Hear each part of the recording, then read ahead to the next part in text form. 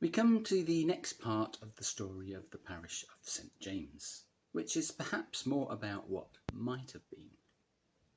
When St James's Mission Hall was built in 1891, the intention was always to construct a much grander building to act as a church for this northern part of Upton. The land was given by William Lavers and set aside to the north of the Mission Hall, and funds were set aside for the new church's construction. In 1911, after the parish was founded, fundraising began in earnest for the new church building, while plans were also prepared. In the 6th of May 1914 edition of the Western Times, which is an Exeter-based newspaper, there is a short entry that announces that plans for the new church of St James, Upton, are on display at the Royal Academy. This records the architect as N.D. Carow, which is actually a misprint. The architect was really W.D. Carow, who had designed a number of church buildings across England.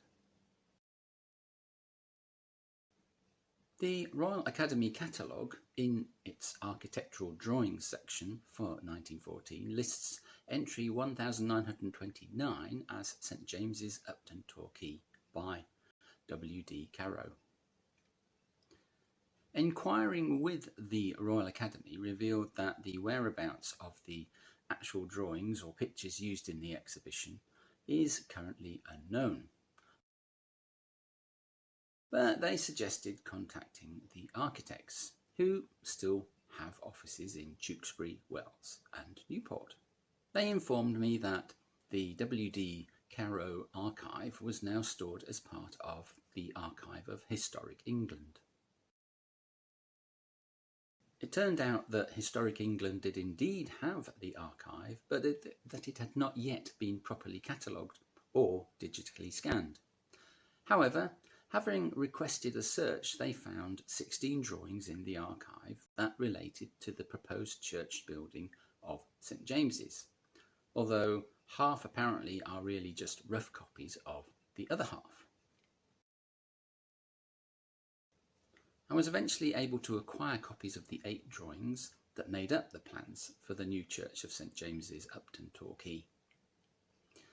These show the internal configuration of the church and the aspects from the 4 points of the compass, as well as internal cross-sections.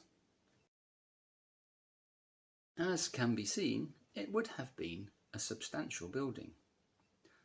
The numbers 186, 162 and 126 indicate the seating for the nave and aisle, allowing for a congregation of 474, although there were also 32 seats for the choir, so over 500 people would have been accommodated.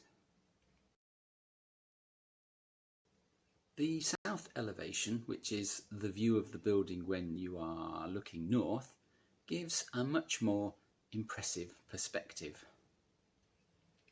Perhaps the most notable feature is the tower, which would certainly have made the building a landmark and put it on an equal footing really with other churches in the area, including St Mary Mag's.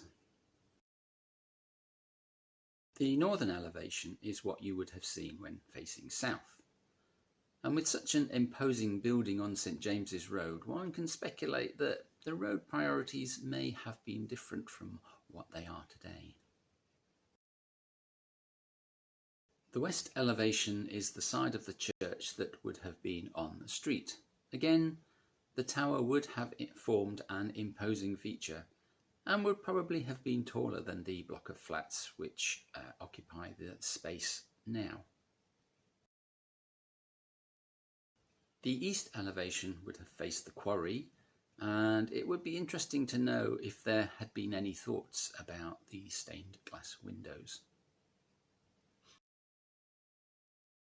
The longitudinal section, that is the inside looking south, gives an impression of the height of the nave and probably might have given the church treasurer the shivers when it comes to heating bills. This is the longitudinal section looking north. The north and south cross sections show the interior to the east and the west. The architect has also given some thought to the look of the chancel. And this leads us to an artist's impression of the new St James's Church, which is actually in Derek Seymour's book, although I've done some photoshopping to improve the quality of the image. However, I think the orientation is wrong in that the building has been rotated 90 degrees, but that's just speculation on my part. Of course, from a Christian perspective, the church is actually the people rather than the buildings. And so the original vision of Reverend Gregg, William Lavers and others is now really finding its fulfilment in the Together Church. The fundraising for the building had begun shortly after the parish was established, and according to a report in the Torquay Times for the 16th of October 1925, a united effort by the other churches in the town was organised for the autumn of 1914, as a result of which it was confidently hoped a commencement be made of the building. As the report then says, the war came and brought everything to a standstill. In the Western Times for Friday the 25th of April 1919, just before the Reverend Payne moved on to pastures new, it reported that the vicar, who is leaving shortly for Bickington near Newton Abbot, stated that the building fund for a new church amounted to £2,200. According to the plans which were prepared prior to the war, the cost of the erection would be £8,000 without a tower and £11,000 or £12,000 with a tower. Possibly these sums would now be increased 100%.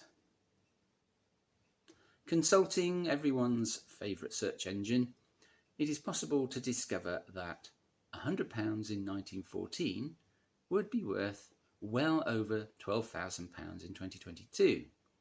So a building that might have cost £12,000 to build in 1914 would now possibly cost £1.5 million, if not more. 2 world wars dramatically changed society, culture, opinions, religious convictions, pretty much everything. And in 1947 the parish of St James disappeared. But that is a tale for the next video.